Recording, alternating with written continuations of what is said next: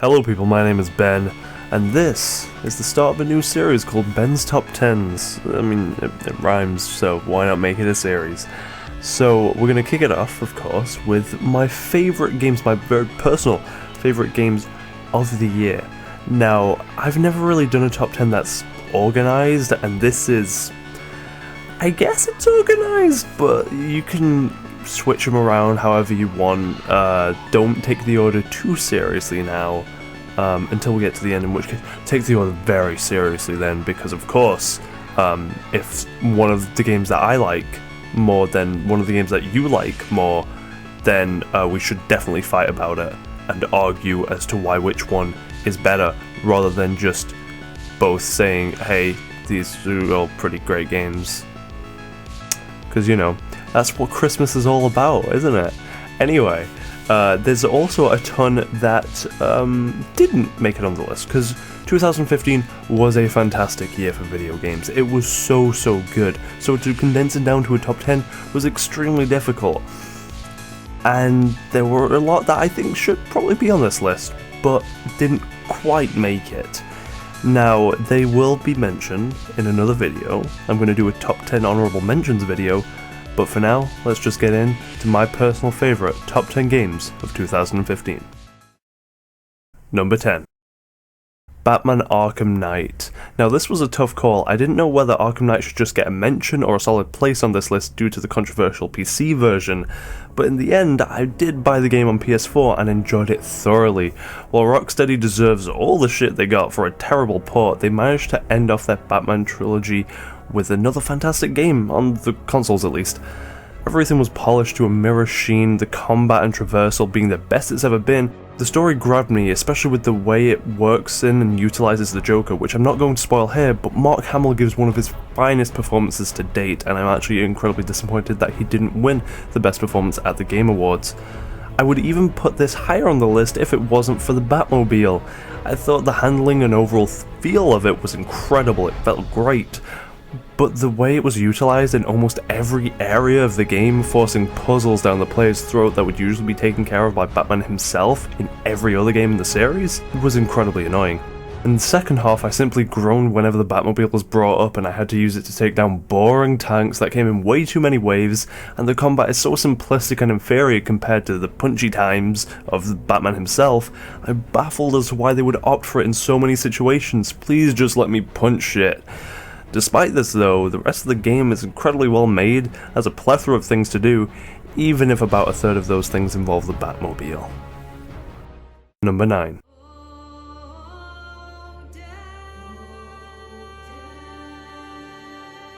Until Dawn.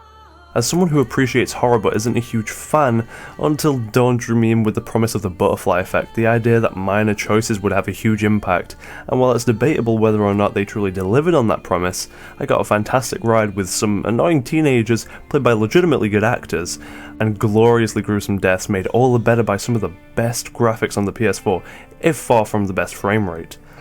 It feels like the best David Cage game ever made, something that Heavy Rain and Beyond Two Souls could only dream of being, thanks in part to the self-aware cheese factor, meaning that Until Dawn focuses on entertaining you with a loving homage to 90s horror, rather than attempting to blow your mind with any pretentious bullshit common in Quantic Dream's work. Number 8. Hi there. Thank you very much for playing The Beginner's Guide. The Beginner's Guide. Now I can guarantee that most of you watching will not like The Beginner's Guide, and I completely understand the distaste or lack of interest you might have in walking simulators, but if they're compelling in the way The Beginner's Guide is, then I can forgive the lack of complex mechanics, or any mechanics beyond movement for that matter. Starting with the simple premise of the creator of the Stanley Parable guiding you through games created by someone named Coda, the game grabbed my attention and held it for the 1.5 hours of its playtime. I don't want to spoil anything beyond that though, because the Beginner's Guide should be experienced as blindly as possible, but it's on this list due to the impact it had on me after playing, and I have to recommend it based on the possibility that it might also impact you in a similar way, especially if you're like me and have dealt with the task of creating something or judging the creations of others, kind of like I'm doing now. The Beginner's Guide is likely to speak to you. It's short but doesn't drag on because of that. And it's on sale right now if you thought the original price was too high, and if you want more footage as well as my initial thoughts after playing, I'll leave the links for both of those videos in the description. It might not be your cup of tea, but it was most definitely mine. Number 7. Tales from the Borderlands. There's not much to say here, and some of you may already know how much I adore Telltale's work, and although their formula is becoming stale now, Tales from the Borderlands proves that there's still some life left in it. I can't think of any other studio that could draw me into the world of Borderlands the way Telltale did with this series. As someone who was never totally into Borderlands 1 or 2 because of the lackluster gunplay, Telltale shows how much potential and genius there is in that world. Each episode encapsulates an incredibly witty script filled with memorable jokes and characters, some old, some new, along with surprisingly emotional moments. The writing felt superior to the previous Borderlands installments in every way really, with less references shoved in your face but just kind of sprinkled throughout instead, as well as less maymays. All of this came together to create Telltale's best series since the first season of The Walking Dead in my opinion. Number 6. Her Story. This one came out of nowhere. I heard about Her Story providing a great mystery for players to solve, so I thought I'd have a shot at solving it myself. I brought along the other Ben for the ride, and we had a blast going through the interview videos, piecing together their order, meaning, and much more. The mystery is vastly improved and made more complex by only hearing the answers to questions that you never hear, leaving many of them up to your interpretation. Any game that encourages us to get out a pen and paper and make notes automatically gets bonus points from me. It's proof that the game itself is fascinating enough to warrant your full attention.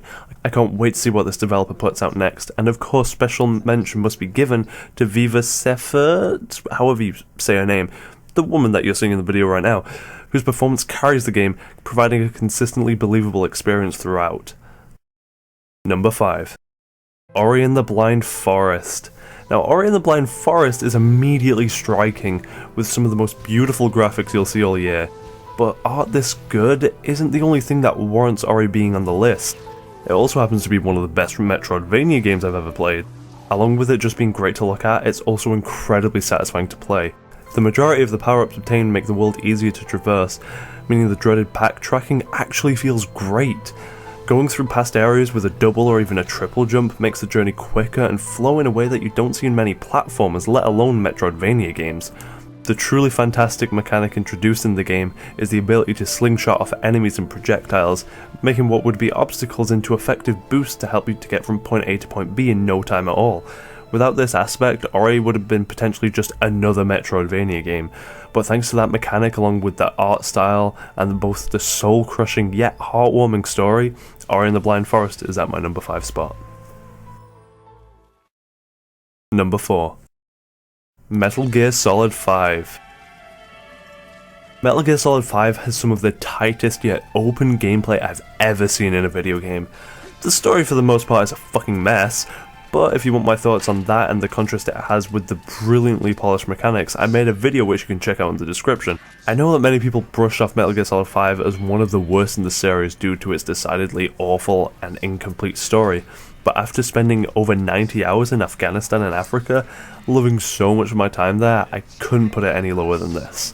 The freedom the game gives you by just saying, here's a base and here's your objective, do it, is immensely satisfying in the sea of hand-holding linearity we see nowadays.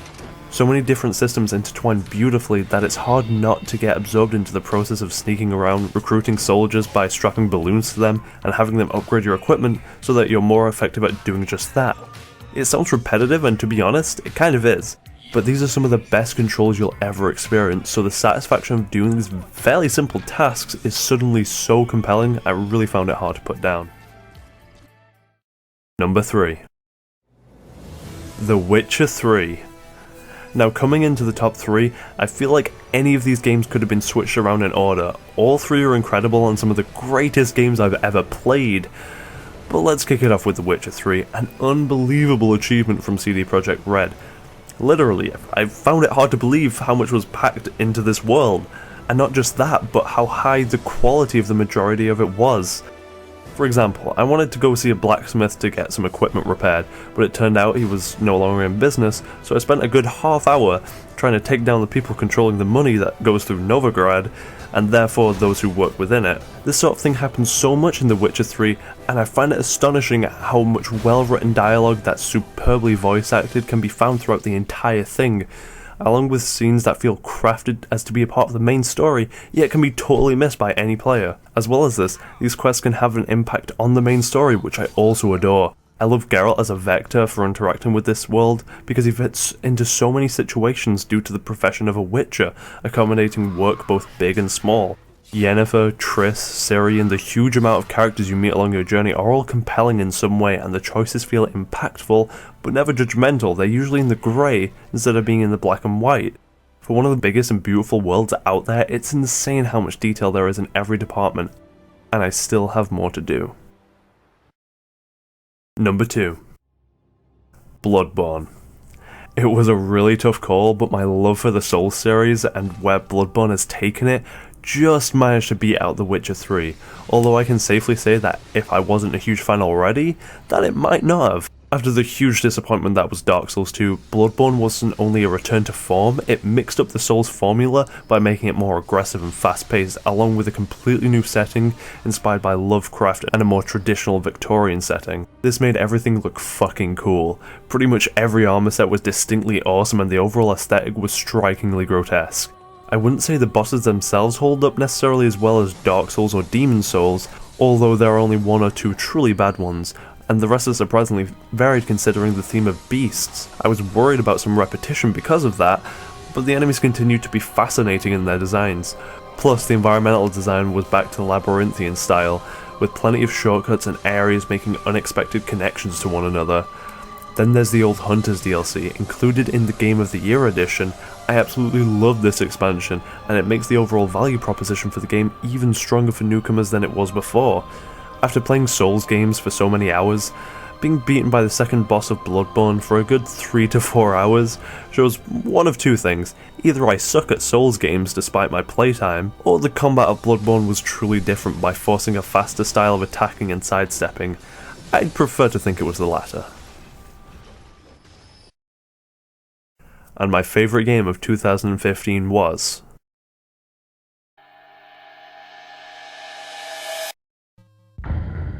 Undertale. With everyone going on about how incredible Undertale was, I thought that it couldn't honestly surprise me, and perhaps my enjoyment would be ruined because of the hype and high expectations. Little did I know that Undertale manages to surprise anyone who hasn't had it spoiled outright. It's truly an incredible experience that you won't find anywhere else, and more importantly, could only be accomplished through this medium. The way in which the mechanics of the game tie into the story is remarkable, and the writing, oh god, the writing. I'm going to have this story and its characters with me for a long time. The lovability of it all is really hard to deny. What I find wonderful is that it feels more like a love letter to RPGs, yet you don't need to have played a single RPG to enjoy it yourself. You can just ask my mum, who I spent the second playthrough with. She also shares my love for Papyrus. While it's impressive to create a game that appeals to those who don't regularly play them, it's even more impressive to create one that satisfies both them and the hardcore crowd, and in my opinion, that's exactly what Undertale has done.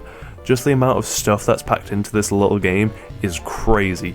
Even after a third playthrough, you can still find and notice completely new things, and of course there's plenty of videos discussing the many secrets to be found. I would love to sit here and talk about how much I love Undertale, about how the soundtrack is made by the one man behind the game itself, yet it's one of the best I've ever heard, and has probably created some classics that will be heard for years to come.